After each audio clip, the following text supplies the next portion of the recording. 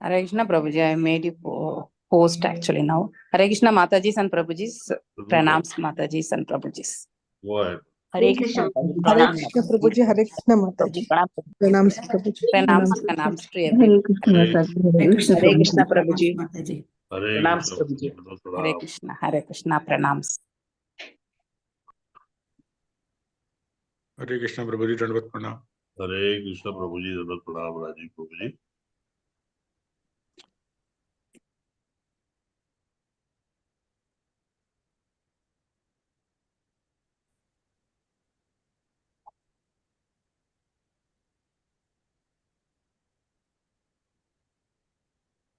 Hare Krishna, everyone. Hare Krishna Mataji, Pranams Mataji. Hare Krishna Mataji. Pranams Krishna Mataji, Dandavat Pranam. Dandar Pranam. Hare Krishna. Krishna Mataji. Pranams Mataji. Hare Krishna. Dandar Pranam. Let me open. And we'll. Verse number 14, 15. 15 Mataji. 15. 15. Okay. Thank you. 1. Om Namo Bhagavate Vasudevaya. Om Namo Bhagavate Vasudevaya. Om Namo Bhagavate Vasudevaya. Narayanam Namaskrityam Naram Cheva Narottamam Devim Saraswatim Vyasam Tato Jyautirayet Nashtaprayeshu Bhadreshu Nityam Bhagavate Sevaya Bhagavati Uttamashloke Bhakti Nashti. Reading from Srimad Bhagavatam, 5th Canto, Chapter 17, verse number 15. Okay, whoever wants to read the verse, please raise your hands. Go ahead, Chitra Moini Mataji. Hare Krishna Mataji. Om Namo Bhagavate Vasudevaya. Ilavrute tu Bhagavan Bhavayeka eva Puman Hannastatra Paro Nirvashati Bhavanyaha Shapa Nimittagno Yat Pravekshata Stri Bhavastata Paschad Vakshami. Hare Krishna Mataji. Thank you, Thank you, Mataji. Krishna. Madhumai Krishna Kant Mataji, Hare Krishna. Hare Krishna Mataji. Om Namo Bhagavate Vasudevaya.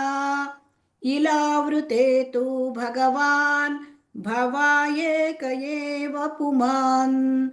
Nahi Anyastatra Aparaha Pravishati Bhavanyah Shapa Nimittajnah Yat Pravekshataha Stri Bhavaha Tat Pashat Vakshami. Thank you, Mataji. Hare Krishna. Thank you, Hare Krishna. Usha Bhatt Mataji, Hare Krishna. Mataji, Usha Hare Bhatt, Krishna. Hare Krishna. Hare Krishna Mataji. Pranams Mataji. Om Namo Bhagavate Vasudevaya. Ilavrte tu Bhagavan Bhava Eka Eva Puman Hanyastatra Paro Nirvishati Bhavanyaha Shapa Nimittagno Yat Pravekshataha Stri Bhavaha Tat Paschat Vakshami. Thank you, Mataji. I read it in a wrong meter. Thank you, No, Mataji. koi nahi. Hare Krishna. Usha Devati Mataji, Hare Krishna. Hare Krishna Mataji. Om Namo Bhagavate Vasudevaya. Ilavrate tu Bhagavan Bhava Eka Eva Puman Nahi Anyatatra Aparaha Nirvisati Bhavanya Sapa Nimita Jnana Yat Pravekshayat Stri Bhava Tat Paschat Vakshayami. Thank you, Mataji. Hare Krishna. Hare Krishna. Revti Ratnangi Mataji, Hare Krishna. Krishna Mataji, Pranams Mataji. Om Namo Bhagavate Vasudevaya. Ilavrate tu Bhagavan Bhavayeka Eva Brahmana Hanyasira Baro Nirvashati Bhavanyaha Shapa Nimittagno Yat Praveshataha Sri Bhavas Vaksha Drishayami. Hare Krishna Mataji. Thank you very much. Anjali Mataji, Hare Krishna. Hare Krishna Mataji. Ilavrite tu Bhagavan Bhavaha Eka Eva Pumana नहि अन्यः तत्र अपराः निर्विशति भवान्याः शापनिमित्तज्ञः यत् प्रवेक्षतः स्त्रीभाव तत्पश्चात् वक्ष्यामि। हरे कृष्ण। हरे कृष्ण। प्रकाश राव प्रभु जी, हरे Krishna. Hare Krishna Mataji. Prabhu, your voice is very low. Every time I do the same mistake. Yeah. I put my Now it's microphones up. Hare Krishna, sorry. Om Namo Bhagavate Vasudevaya. इलावृते तु भगवान् भव एक एव पुमन्नाहि अन्यस्तत्र परो निर्वस्यति भवान्याः शापनिमित्तज्ञो यत् प्रवेश्यतः स्त्रीभाव तत्पश्चात् पश्यामि। हरे कृष्ण माता जी। Hare Krishna. Madhumati Vilasini Mataji, Hare Krishna. हरे कृष्ण माता जी, दंडवत प्रणाम माता जी। Pranam. ओम नमो भगवते वासुदेवाय। इलावृते तु भगवान भव एक एव पुमान् हि अन्यः तत्र परः निर्विशति भवान्यः शापनिमित्तज्ञः यत् प्रवेक्ष्यतः स्त्रीभावः तत्पश्चात् वक्ष्यामि। थैंक यू माता जी। हरे Krishna. Hare Krishna. Prafulla Mataji, Hare Krishna. हरे कृष्ण माता जी, प्रणाम माता जी। ओम नमो भगवते वासुदेवाय। इलावृत्ते तु भगवान् भव एव एक एव पुमान्नाहि अन्यस् तत्र पर निर्विशति भवन्याः शापनिमित्तज्ञो यत् प्रविख्यतः स्त्रीभावः तत्पश्चात् वक्ष्यामि। हरे कृष्ण माता जी। थैंक यू माता जी। Venkat Narasimha Prabhu, Hare Krishna. हरे कृष्ण माताजी। इलावृते तु भगवान् भव एक एव पुमान् अन्यस्तत्र परो निर्विशति भवान्यः शापनिमित्तज्ञो यत् प्रवेक्ष्यतः स्त्रीभाव तत्पश्चाद्वक्ष्यामि। हरे कृष्ण माताजी। Krishna. Srinivas Daimay Prabhu ji, Hare Krishna. हरे कृष्ण माता जी दंडवत प्रणाम। ओम नमो भगवते वासुदेवाय।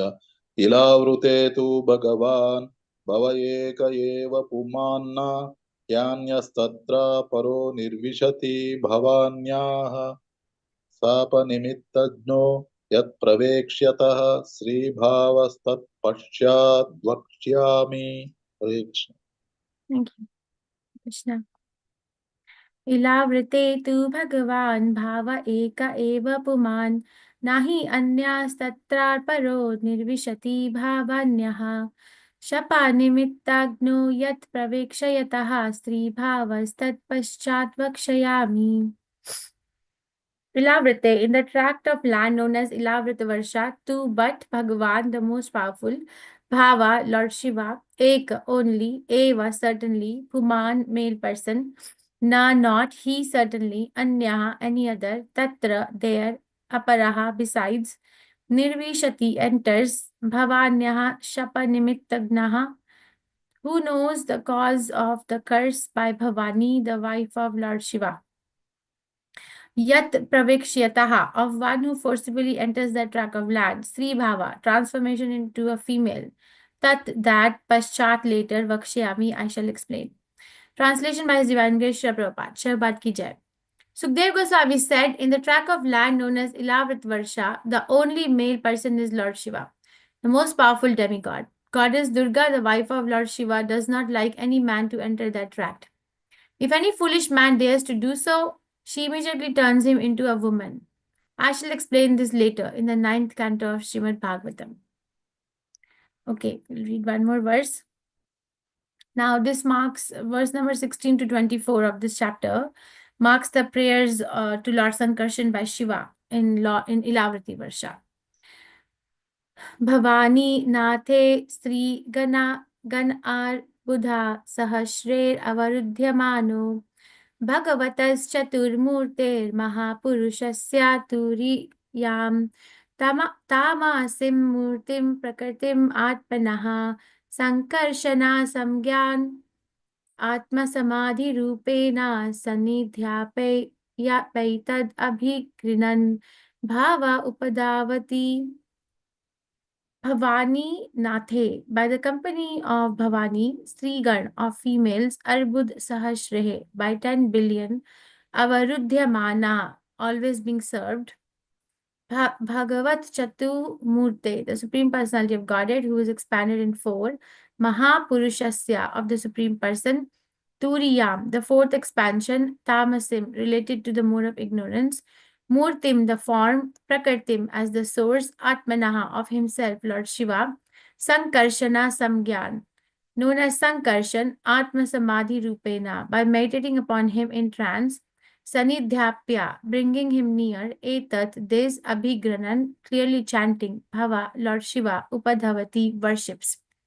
Translation by His Divine Grace Srila Prabhupada. Shabbat ki jai.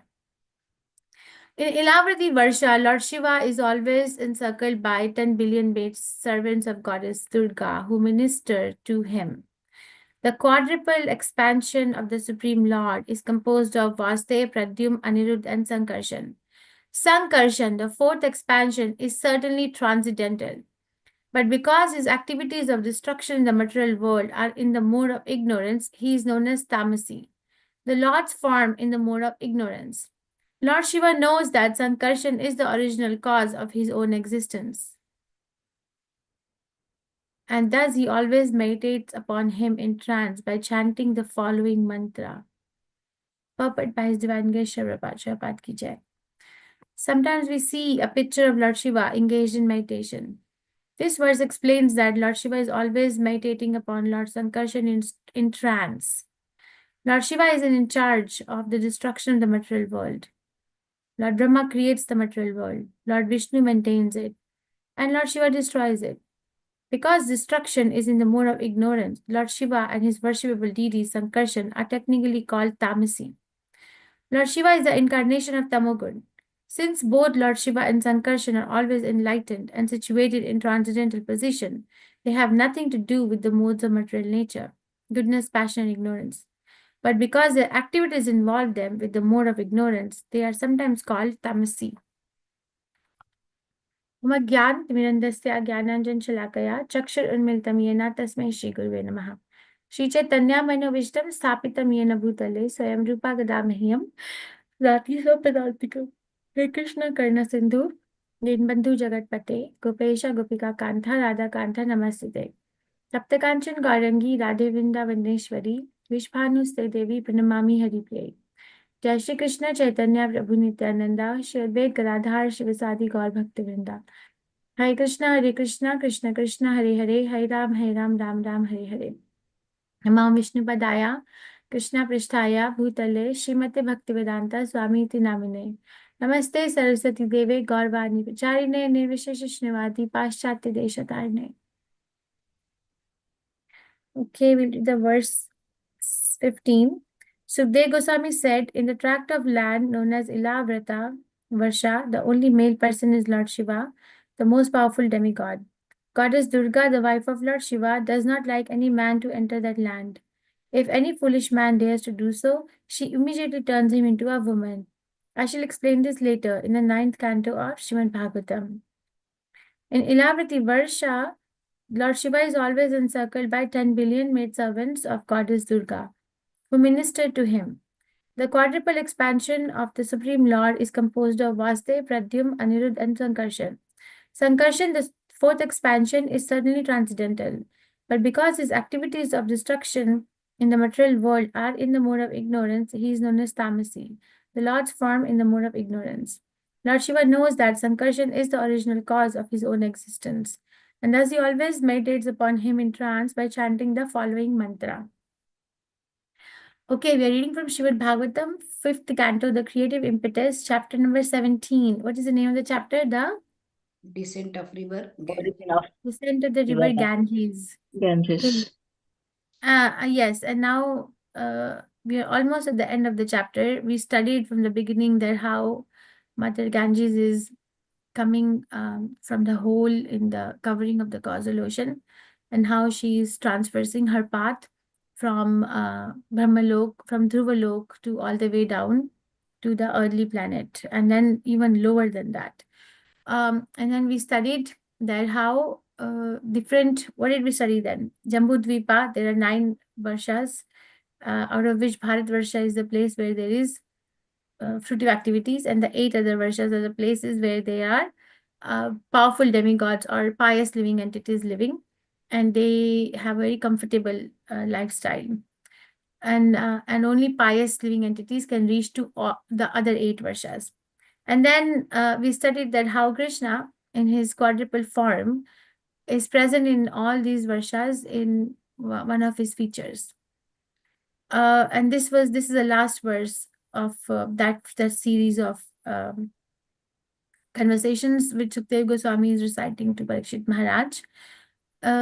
So it is said that in tract of not the entire Ilavrit Varsha is facing such a curse, but this curse is only, I'm going to read it. Curse is only in the place between Kailash and Karavir mountains in Ilavrit Varsha, in the southern direction of Sumeru.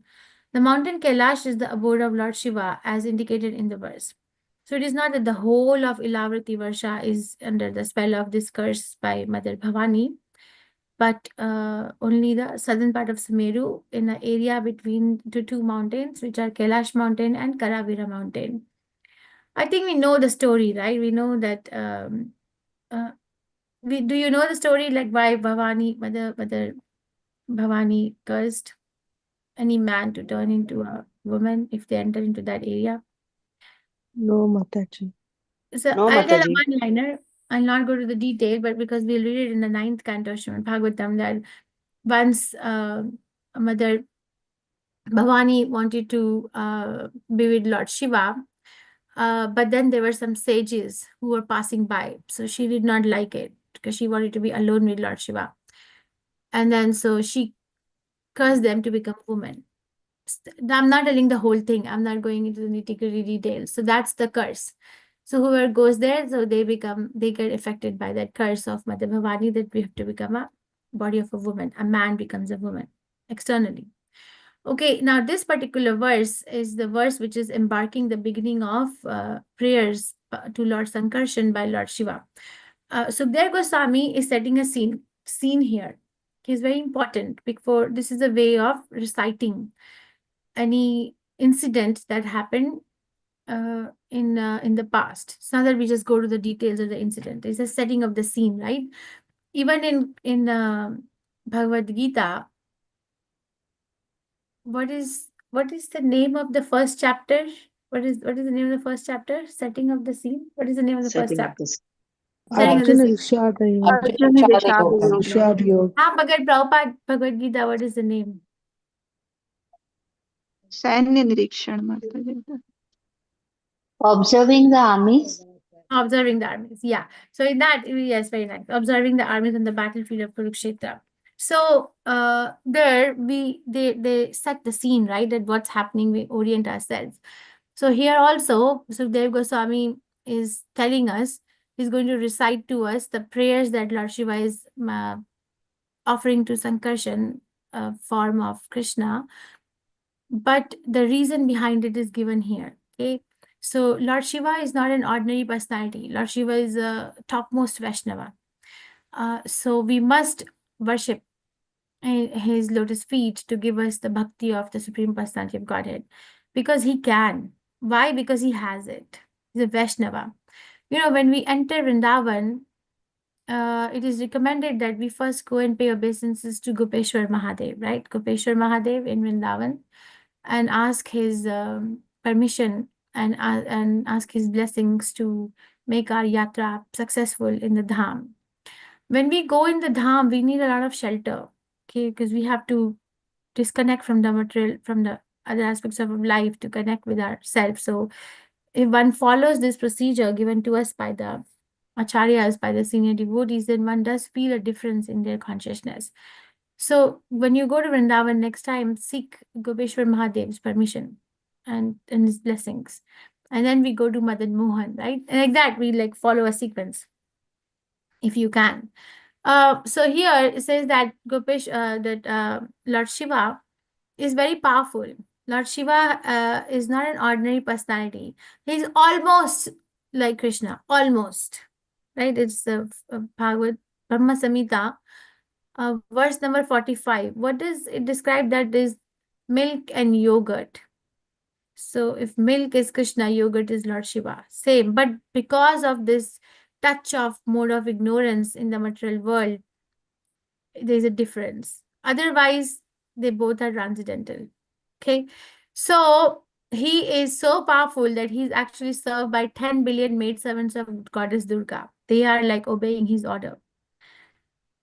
And he is serving Krishna by controlling the mode of ignorance. That's the responsibility given to this Vaishnava who's so exalted, to take compassion on the most fallen.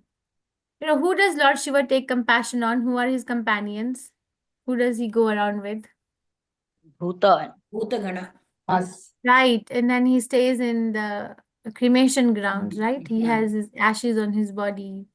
So we see Vaishnava Kriya Mudra is always hidden.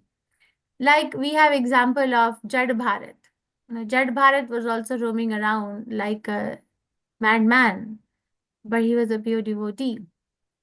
Right? Like that, Lord Shiva apparently externally may adopt such practices so that the people who are or living entities who are impacted by the mode of ignorance feel comfortable to come to him. It doesn't mean that he is in mode of ignorance. Okay. Vaishnavas can do anything to make anyone Krishna conscious. Somebody has to take compassion on those living entities. So he's been given the task. Just imagine the amount of compassion that he has in himself, and imagine the amount of devotion that he has in his heart to the Supreme Personality of Godhead, that he is taking that task and he's doing it. See, to become a devotee of Lord Shiva in the right context of asking for bhakti is the most fortunate position of a living entity, because you're under the shelter of such an exalted Vaishnava. And we need shelter.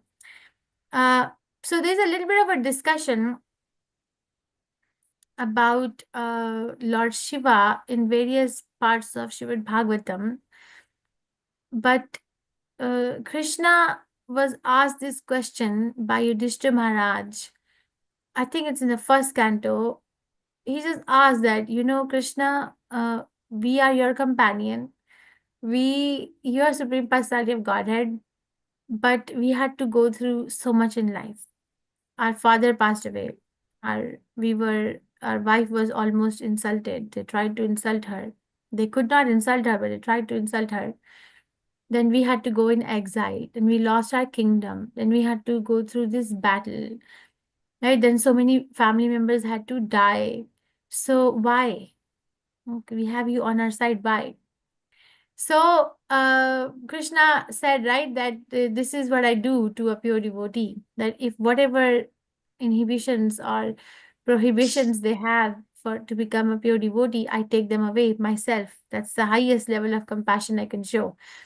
So Lord Shiva, it is now brought a point there. One of the qualities, one of the many, many exalted qualities of Lord Shiva is that Lord Shiva, if somebody worships him to ask for some material benefit, he gives it. But he himself doesn't even have a proper home for himself. He lives under a bale tree. He wears discarded animal skin. He rubs ashes on his body. You know, he's going around with all these horrific living entities. But he has so much of potency inside within him that he can actually give so much material comfort to anybody who asks for him. Why this disparity? Why this disparity? Why can't he also live in that comfort, what he is able to give to everyone else? I'm asking this question. I'm asking. Mataji, because he's not attached to anything and he's already renounced, Mataji. Okay, very nice. Okay. What else? What is the learning point here? Okay, what else? Material opulence is not the permanent thing, Mataji, wherein he is in the higher position in the spiritual, Mataji. So he knows which is eternal. So he's always on the meditation of the Lord Vishnu. So that is the highest he is aiming, Mataji. This is my understanding. Very nice. Okay. See, the same thing we learn in Damodar Leela. I'm trying to, draw points that when Mother Yashoda bound Krishna in the courtyard, she got up and she left with her entourage, right? All the other mothers left inside. Why did they leave inside? Why couldn't they stay with Krishna? What was the thing going on there? Because she had to do what inside the house? Because she gave priority to what? She gave priority to Prepare Milk. butter to Krishna, Mataji. Boiling milk. Yeah. So she gave priority to the service, like over her own desire to be with Krishna one-on-one. She gave priority to service. So service to Krishna is more important than being with Krishna. So like that, we can see that Lord Shiva, the service to Krishna, this is a service given to him, right? This is a service given to him, that you take control of mode of ignorance. You take compassion on all these living entities who no one else would rather look at. Like, how many of us are going to go and take compassion on people in the mode of ignorance? How many of us are going to go and live with and go and feel comfortable preaching Krishna consciousness in a place where there is illicit gambling or intoxication is going on? How many of us will do that? Not. No, Mataji. One more Mataji. thing is we don't have that much capability also, Mataji. That also. Yeah, so we'll not do that, right? So because the service is more important, so he takes that position. He does not give importance to anything else because serving Krishna is more important. But when he is meditating, because he's a Vaishnava, his heart is filled with transcendental happiness. No matter what the outward look is, the heart is filled with transcendental happiness because he's worshipping who? Lord Sankarshan. Because he's worshipping Lord Sankarshan with the mantras that we'll study tomorrow. And I think we should memorize those mantras too. So his heart is completely in trance with that particular form of the Supreme Personality of Godhead, and he just wants to serve. And in this particular verse, the scene is set that Lord Shiva is always meditating upon Lord Sankarshan. It's not that he has to work on it. Lord Shiva is always meditating upon Lord Sankarshan in trance. But what makes us think that it's not 100% it's not 100% spiritual? Because there's a touch contact with the mode of ignorance. It's a contact. It doesn't mean that he is. You see, they have nothing to do with the mode of nature. They have nothing. But because their activities involve them with mode of ignorance, they are sometimes called tamasi. It is like sometimes a very compassionate person. I actually know some people like that. So maybe I can give that example. They are, I have some friends who are in police, okay, Indian police. Okay, but they are themselves devotees. They're themselves devotees, okay, but then they do the job of the police in Indian police. So they have to carry their baton and they have to, raise their voice and they have to pass orders and be strict and threaten people or go to the crime scene. But I know that they are devotees. So when they are in their own zone, when they're not in service, like not actively on duty, then they are in trance. I'm not saying that they are pure devotees or anything. I'm just trying to make all of us understand that it's not that because Lord Shiva is dealing with all these living entities that he is also one of them. No, because he is serving, he has Krishna in his heart and is fully realized with that. And he is just one-on-one with his service to Krishna in that particular mode. If given a chance, he would just be in trance all the time.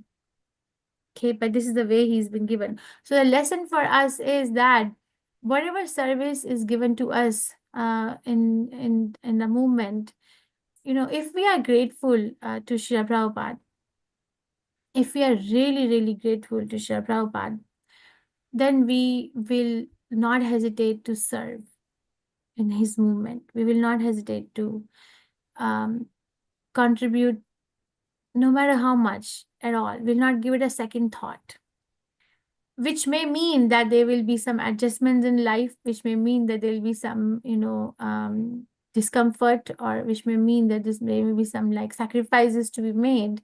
But the sense of gratitude is and the sense of love for Srila Prabhupada is stronger than any of these things that may come up in life. So otherwise, if given a chance, then we'll be like very so-called comfortably situated, है ना? But because of that love and because of that gratitude, we will take up something. You'll always find a devotee who is really, really grateful to Srila Prabhupada and really loving, like trying to love Srila Prabhupada, will serve Srila Prabhupada, will serve him. And we cannot say that I don't have a service. No, because Hare Krishna chanting means what? You cannot say we don't have a service. What is the meaning of the Hare Krishna Mahamantra?